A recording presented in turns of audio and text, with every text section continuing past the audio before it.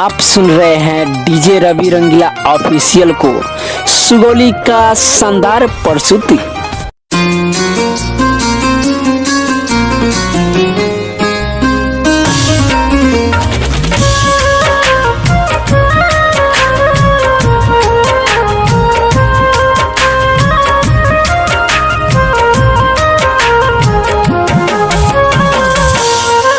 जहिया होई तोहरी विदाई ओह दिन चिता मोर सजाई तोहरा दुआरा बाजा बाजी हमारी दुनिया लूट जाई हमारी दुनिया जहिया होई तोहरी विदाई ओह दिन चिता मोर सजाई तोहरा दुआरा बाजा बाजी हमारी दुनिया लूट जाई। सुनी खबरिया जानी आंसू गिरई हाँ सुनी खबरिया जानी आंसू गिरई हाँ जवन बात माला पिया के पेन्हई हानो उहे लाश पर चढ़ई हो जवन बात माला पिया के पेन्हई हानो उ मोरा लाश पर चढ़ई हो। डायमंड रिकॉर्डिंग स्टूडियो छाना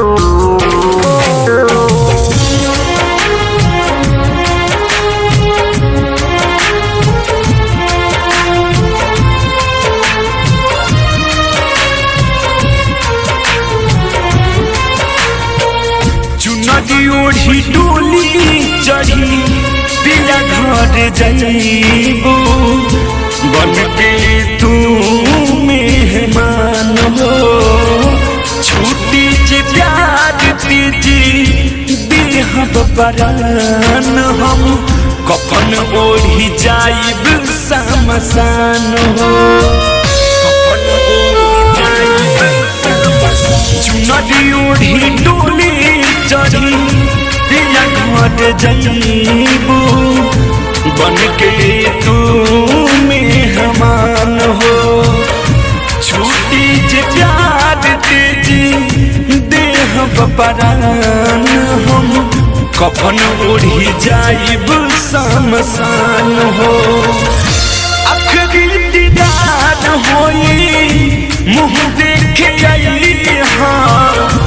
आखिरी दीदार होई मुँह देखे आई हाँ जवन बार माला पिया के पेन्हई हानो उ मोरा लाश पर चढ़ई हो जवन बार माला पिया के पेन्हई हानो उ मोरा लाश पर चढ़ई हो।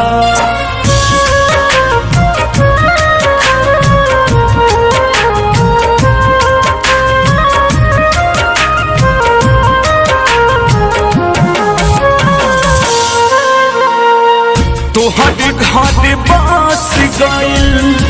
हमर उजड़ल कैसन लिखाइल बा नसीब हो शादी के जोड़ा में सजल सवारल आ जई हमारा करीब हो आ जई तोहर घर बस गइल हमर उजड़ल कैसन लिखाइल बा नसीब हो शादी के जोड़ा में सजल सवारल आ जई हमारा करीब हो आ जई चंद्रेश्वर आंसू के ना भुलई आ जई चंद्रेश्वर आंसू के ना भुलई